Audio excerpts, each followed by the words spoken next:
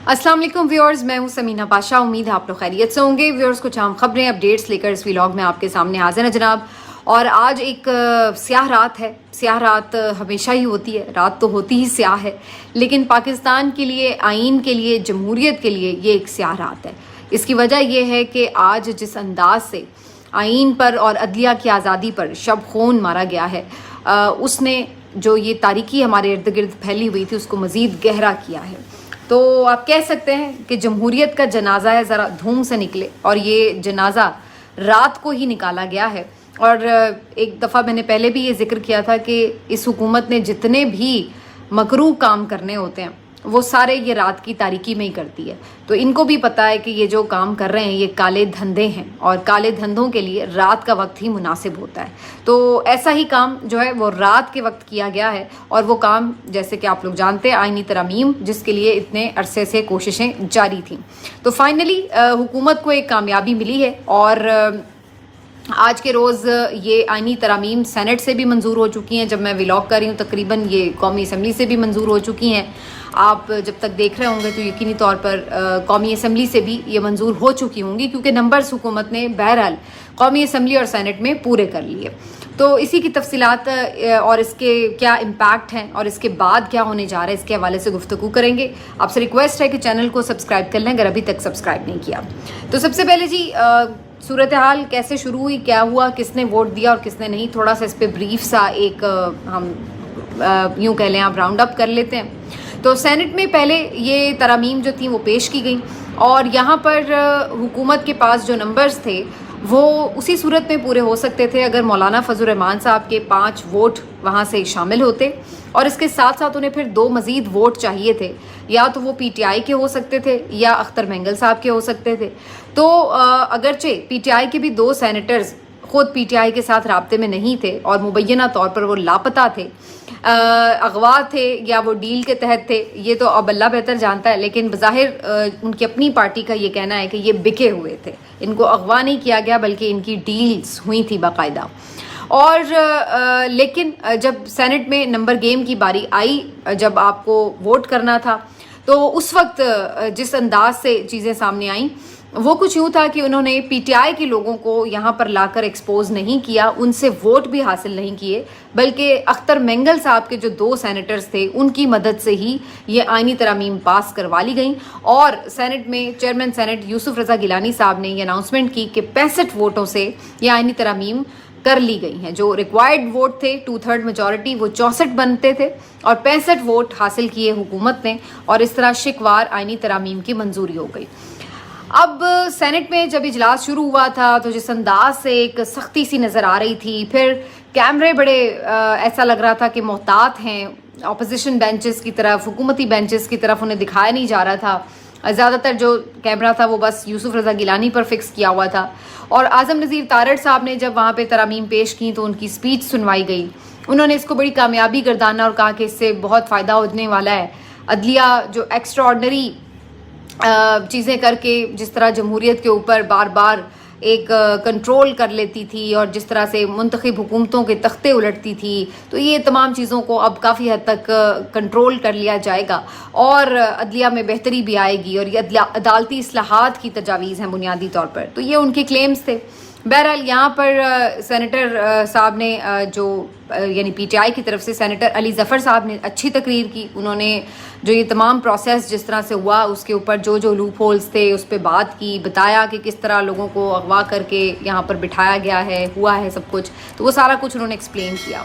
यहाँ पर जिस अंदाज से अख्तर मेंगल साहब के 2 अरकान को लाया गया वो बहुत शर्मनाक था।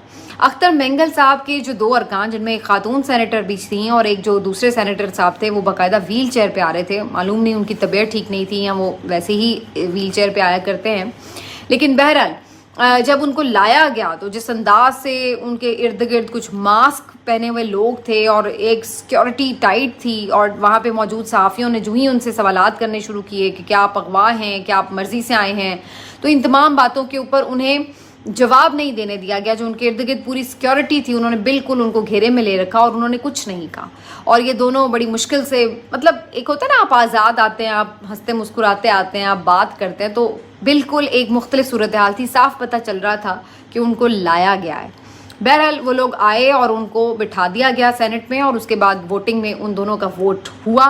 पीटीआई के सेनेटर्स जो अगवाशुदा थे वो यहाँ पे बहरहाल नहीं आए, या जो डील के तहत शायद उनको स्टैंड बाय में बैकअप प्लान के तौर पर रखा गया था कि अगर ज़रूरत पड़ी तो उनका वोट हासिल कर लेंगे, लेकिन उसकी ज़रूरत चूँकि नहीं पड़ी तो फिर उनका वोट हासिल नहीं किया गया।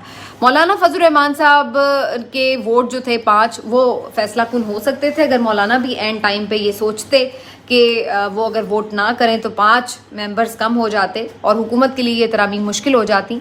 लेकिन मौलाना अब कमिटमेंट कर चुके थे और मौलाना ही के मुसविदे की काफ़ी हद तक चीज़ों के ऊपर ये तरामीम हुई, तो लिहाजा मौलाना ने भी यहाँ पर वोट कर दिया। ये सारी सूरत हाल रही जी सेनेट में। फिर यहाँ से मामला अब जाना था कौमी असम्बली में। कौमी असम्बली में सूरत हाल ये थी कि मौलाना के वोट डालकर भी हुकूमत के पास 4 अरकान कम थे, तो यहाँ पर किसी सूरत ये मुमकिन नहीं था कि हुकूमत बग़ैर पीटीआई के मेंबर्स की हेल्प के ये असम्बली से कानून मंजूर करवाती। तो इसलिए यहाँ पर बहरहाल उन्हें एक्सपोज करना पड़ा कि वो तमाम लोग कौन हैं पीटीआई के जो हुकूमत ने अपने साथ साजबाज करके मिला लिए थे। तो यहाँ पर जो लोग आके बैठे जिन्होंने वोट करना था, ये 5 लोग थे। इनमें ज़हूर कुरैशी साहब थे, मोहम्मद इलियास साहब थे, उस्मान साहब थे, और उसके बाद औरंगज़ेब खिच्ची साहब थे। ये तमाम वो लोग थे, और मुबारक ज़ेब भी थे। और ये 5 लोग वो थे जिन्होंने फिर वोट किया और करना था। और बाकी जो लोग मिसिंग थे उनमें से इंटरेस्टिंगली ज़ैन कुरैशी साहब, जो कि शाह महमूद कुरैशी साहब के साहबजादे हैं, सबसे ज़्यादा जो पीटीआई वालों को शौक था एक, वो उनकी वजह से था, क्योंकि उनसे कम से कम कोई ये एक्सपेक्ट नहीं कर रहा था कि वो हुकूमत से जाके मिलेंगे। बहरहाल ज़ैन कुरैशी साहब लॉबी में मौजूद रहे, वो ईवान के अंदर आके नहीं बैठे, और उनके साथ वहाँ पर रियाज फितियाना साहब भी मौजूद थे, और एक और सेनेटर यहाँ पर उनके मौजूद थे, कौमी असम्बली के मेंबर मौजूद थे। तो ये 3 लोग वहाँ पर मौजूद रहे इस सूरत में कि अगर कोई गड़बड़ होती है तो हिफाजती इंतज़ामात के तौर पर उन्हें निकाल कर वहाँ पे पेश किया जाए। लेकिन काम जो था वो बाकी 5 लोगों से बना लिया गया था। अच्छा, उनमें भी जो इंटरेस्टिंग बात थी, 2-3 वो लोग थे जो आज़ाद हैसियत में जीते थे, जैसे मुबारक ज़ेब, जिनको पीटीआई ने टिकट नहीं दिया था और वो पीटीआई के अगेंस्ट खड़े हुए थे, लेकिन वोट उन्होंने भी इमरान खान के नाम पर लिया था। लेकिन बाद में वो जिस तरह से बदल गए वो सब कहानी एक अब आपके सामने है। पहले ही उन पे शक था, उन्हें मनाया भी गया, फिर वो मान भी गए और आखिर तक यही कहते रहे कि मैं इमरान खान के साथ खड़ा हूँ, लेकिन ऐसा हुआ नहीं और वो जाके हुकूमती बेंचेस पर बैठ गए। इसी तरीके से ज़हूर कुरैशी साहब, ये भी जेन्युइनली आज़ाद उम्मीदवार थे, लेकिन बाद में ये पीटीआई में शामिल हुए थे। और बाकी 1-2 जो लोग थे वो पीटीआई के ही लोग थे, जिनको बाद में देखा गया कि जी वो उस तरफ। अब मसला ये कि जो पीटीआई के लोगों ने या पीटीआई में जो बाद में शामिल हुए या इमरान खान के नाम पर जिन्होंने वोट लिए, इनमें से जो भी आप बात कह लें, लेकिन इस वक्त पीटीआई के लिए शायद इनको नाअहल कराना भी मुश्किल है। उसकी वजह यह है कि इमरान खान साहब के सिग्नेचर से तो इनको टिकट मिले नहीं हुए थे, और बैरिस्टर गौहर साहब जो हैं उनको वो मानने के लिए तैयार नहीं है इलेक्शन कमीशन। तो चूँकि पीटीआई का जो पूरा एक इंट्रा पार्टी इलेक्शन है वो अभी तक तस्लीम नहीं किया जा रहा है इलेक्शन कमीशन में, तो वो तो उनको पूरे एक पार्टी का जो स्ट्रक्चर होता है उसके हवाले से अभी तक समझा जाता है कि इनका तो कोई स्ट्रक्चर ही नहीं है। और अभी जो उन्होंने आखिरी लिस्ट जारी की थी उसमें तो उन्होंने अभी तक इनको सुन्नी इत्तेहाद काउंसिल का मेंबर जो था वो शो किया हुआ था इन मेंबर्स को। तो इनकी तरफ से किसने डी-सीट करने के लिए रेफरेंस भेजना अभी तक तो ये भी क्लियर नहीं है।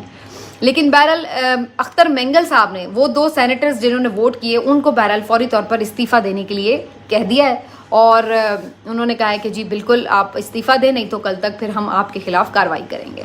लेकिन बात वही है कि अगर अब वो इस्तीफ़ा दे भी दें तो क्या फ़र्क पड़ेगा, मैक्सिमम वोट तो उनका आ गया है और वो काउंट भी हो गया है। सेनेटर अली ज़फ़र साहब ने ज़रूर यूसुफ रज़ा गिलानी साहब को ये कहा कि मेरे पास रिटन ये तमाम सबके मौजूद हैं एफिडेविट्स, जिसमें वो ये कह रहे हैं कि अगर हम वोट दे भी दें तो हमारा वोट काउंट ना किया जाए, क्योंकि वो ज़ोर ज़बरदस्ती से होगा। लेकिन ज़ाहिर ऐसा अब किसी इस तरह की कोई चीज़ किसी कानून के अंडर तो वो नहीं चैलेंज की जा सकती, तो लिहाजा वो तो काउंट भी हुए और उसको फिर पास भी कर लिया गया। कौमी असम्बली में आज जो सूरत हाल थी वो ये थी कि बिलावल भुट्टो ज़रदारी साहब ने बड़ी एक फातिहाना स्पीच की, बड़े खुश थे वो, और उन्होंने मौलाना फजल रहमान साहब को भी बड़ा सराहा और अपने बाप का भी जिक्र किया कि जी बाप के बगैर तो ये सब हो ही नहीं सकता था, तो बाप पार्टी का भी बड़ा शुक्रिया। سینیٹر فیصل وافڈا صاحب بھی آج بہت غرور و تکبر اور رعونت کا کوئی پہاڑ بنے ہوئے تھے، وہ بھی بڑا کھلکھلا کر اور بڑے تکبر کے ساتھ بتاتے پھر رہے تھے کہ دیکھیں جی میں نے تو پہلے ہی کہا تھا، اور آج سب کو پتہ لگ جانا چاہیے کہ باپ کے ساتھ لڑ کر آپ کوئی بھی باپ نہیں بن سکتا، اور یہ وہ اور اس طرح کی باتیں بڑے غرور و تکبر سے کہہ رہے تھے. تو مجھے اب یہ تو معلوم نہیں ہے کہ عدلیہ ان کے ساتھ کیا کرے گی امینڈمنٹس کا، یہ وہ اس پہ تو ابھی آگے بات کرتے ہیں، لیکن جو ان کے غرور و تکبر تھے ان کو دیکھ کے مجھے ضرور لگ رہا تھا کہ یہ جلدی گرنے والے ہیں منہ کے بل، کیونکہ تکبر تو صرف اللہ تعالیٰ کی ذات کو ہی سوٹ کرتا ہے، باقی کسی انسان کو تو بہرحال سوٹ نہیں کرتا. لیکن بہرحال یہ ساری کہانی رہی. آج میاں صاحب بھی تشریف لائے اور بڑے بجھے سے تھے، بڑے ارریلیونٹ سے لگ رہے تھے ہمیشہ کی طرح، اور نہ جانے ان کا دکھ کس دن ختم ہونا ہے جو وہ ہر وقت دکھی آتما بن کے ادھر ادھر ہمیں نظر آ رہے ہوتے ہیں. لیکن بہرحال وہ بھی آج قومی اسمبلی میں تشریف لائے، لیکن ان کا بلاول بھٹو زرداری صاحب نے کہیں کوئی نام تک نہیں لیا، بلکہ کسی نے بھی نہیں لیا. تو یہ جو تھی وہ ساری صورتحال رہی. اب سوال یہ کہ جی وقتی طور پر یس حکومت کو کامیابی ملی ہے کہ انہوں نے یہ جو ترامیم کہیں تھی وہ انہوں نے پاس کی، لیکن کیا یہ وہی ترامیم ہے جو وہ پاس کرنا چاہتے تھے؟ تو اس کا جواب ہے نہیں، کیونکہ اس میں کافی حد تک ان کی بہت ساری چیزیں جو ہیں وہ نہیں ایڈریس ہو سکیں. مین چیز یہ ہے کہ قاضی صاحب سے جان چھوٹ گئی. بہت سے لوگ آج میں دیکھ رہی تھی بہت زیادہ مایوس ہو رہے تھے، اور میرا خیال ہے کہ وہ زیادہ انڈرسٹینڈ نہیں ابھی تک کر پائے کہ ابھی سب کچھ ختم نہیں ہو گیا ہے، ابھی بہت اس میں گیم باقی ہے. اور اس پہ مایوسی یا وہ تو آپ کہہ سکتے ہیں ڈس اپوائنٹمنٹ اس حد تک ضرور ہے کہ ایک تو اپنے لوگوں نے جو دغا بازی کی ہے اس کی وجہ سے لوگ ہرٹ ہیں. دوسری جو اس میں بات ہے وہ یہ کہ جو لوگ یہ سمجھ رہے تھے کہ عدلیہ آزاد رہے گی تو شاید پی ٹی آئی کو لگتا تھا کہ ان کے لیے فیصلے بہتر ہوں گے، تو وہ اب انہیں ایک مسئلہ لگ رہا ہے کہ جی اب چونکہ سارا جو آئینی بینچ انہوں نے بنایا ہے، میں ترمیم کی طرف ویسے اب آتی ہوں، تو وہ اس کی وجہ سے انہیں لگ رہا ہے کہ جی اب اس طرح عدلیہ آزاد نہیں ہوگی تو شاید وہ چیزیں نہ ہوں. لیکن یہ تمام سٹیجز آنے میں ابھی تھوڑا وقت لگے گا. اس کی وجہ یہ ہے کہ میں یہ سمجھتی ہوں کہ ایک طرح سے دیکھا جائے تو اچھا ہی ہوا ہے کہ یہ ہوئی ہیں. اس سے 2-3 فائدے ہوئے ہیں. ایک تو پہلی بات یہ کہ قاضی فائز عیسیٰ صاحب سے کمپلیٹلی جان چھوٹ گئی ہے، اور کوئی کتنا بھی برا بینچ بنا ہو، کوئی کتنا بھی کسی بھی پورے اس میں سے آپ جج کسی کو چیف جسٹس لگا دیں، شاید ہی کوئی قاضی فائز عیسیٰ جیسا ہو. تو اللہ کا شکر ہے جو بھی ہوگا. قاضی صاحب نے مطلب وہ ایکسٹریم دکھا دی کہ اس کے بعد جو بھی ہوگا وہ شاید اچھا ہی لگ رہا ہوگا.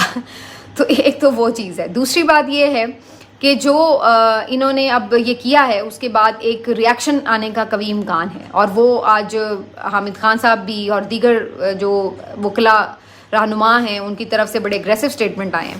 ابھی بہت زیادہ ان پہ بلیو اس لیے نہیں کیا جا سکتا، پہلے بھی دے چکے ہیں تو دیکھنا ہوگا کہ عملی طور پر وہ کیا کرتے ہیں. لیکن انہوں نے کہا ہے کہ جی ہم اس پہ بالکل قبول نہیں کریں گے اور اینٹ سے اینٹ بجا دیں گے، آپ دیکھیں کہ ہم ان کے ساتھ کیا کرتے ہیں وغیرہ وغیرہ. تو وہ کافی اس پہ وائبرنٹ نظر آ رہے تھے. تیسری جو چیز ہے وہ یہ کہ خود جوڈیشری کے اندر بھی ظاہر ہے ایک اس کے اوپر انریسٹ ہوگا. اب وہ کیسے ریئیکٹ کرتے ہیں، اگر یہ ترمیمیں ساری جا کے وہاں پر چیلنج ہوتی ہیں تو وہ کیا اس کے اوپر ریئیکٹ کرتے ہیں، یہ سب بھی کیلکولیٹڈ ہوگا. تو یہ ساری چیزیں بھی سامنے آئیں گی. تو ابھی گیم آن ہے، ابھی کافی کچھ اس حکومت کو فیس کرنا پڑے گا. کافی چیلنجز ہیں، عدلیہ کا چیلنج ہے، وکلا کھڑے ہو سکتے ہیں، پھر پی ٹی آئی تو ظاہر ایک ریزسٹنس دکھائی رہی ہے تو وہ بھی ہے، چلیے جتنی بھی دکھا رہی، لیکن بہرحال تو یہ ساری چیزیں اپنی جگہ موجود ہیں. تو یہ کتنی دیر تک اس کو ریزسٹ کریں گے؟ اب کام تو ایک کر لیا ہے لیکن اس کو کیسے ریزسٹ کریں گے یہ دیکھنا ہوگا. کیونکہ ابھی تک تو مزے کی بات یہ بھی ہم نے دیکھی ہے کہ جو بھی قانون سازی انہوں نے بدنیتی سے کی ہے اس کو خود ہی یہ الٹے پاؤں بدلنے پر، ریورس کرنے پر مجبور ہوئے ہیں. اور وہ آپ نے دیکھا ہے کہ انہوں نے پریکٹس اینڈ پروسیجر بنایا تو پھر ایکٹ لا کر اس کو، آرڈیننس لا کر اس کو دوبارہ ریورس کیا. پہلے بھی الیکشن ایکٹ میں ترمیم کی تو پھر اس کو ریورس کرنا پڑا. تو یہ ان کو پتہ ہے کہ جو یہ بدنیتی پر مبنی کوئی چیز کرتے ہیں وہ ان کے اپنے گلے پڑتی ہے. تو ماضی میں بھی ہم نے دیکھا ہے کہ آپ ایک اینڈ چوز کر کے کوئی جونیئر جج لگا بھی لیں یا جونیئر کوئی آرمی چیف لگایا ہے تو اس نے آپ کو کوئی فائدہ نہیں پہنچایا، نقصان ہی دیا ہے. تو اب کی بار بھی اگر آپ کوئی ایڈونچر کرنا چاہتے ہیں تو کر کے دیکھ لیں. تو یہ بہت ساری چیزیں ہیں ابھی جو ان کو آگے چیلنج ہوں گی اور یہ فیس کرنا پڑیں گی. تو انہوں نے اپنے لیے مشکلات میں اضافہ ہی کیا میرے خیال سے. اگر یہ کوئی یہ سوچ رہا ہے کہ آئینی ترمیم کے بعد بڑی سموتھ اب حکومت آرام سے اپنا ٹائم پورا کر لے گی تو ایسا نہیں ہے. ابھی کافی چیلنجز ان کو درپیش رہیں گے. اب آ جاتے ہیں کہ جی اس میں انہوں نے کیا کیا ہے بیسکلی.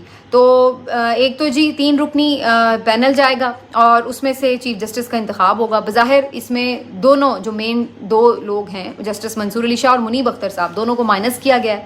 جسٹس یحییٰ آفریدی کے کافی روشن امکانات ہیں کہ ان کو چیف جسٹس بنا دیا جائے.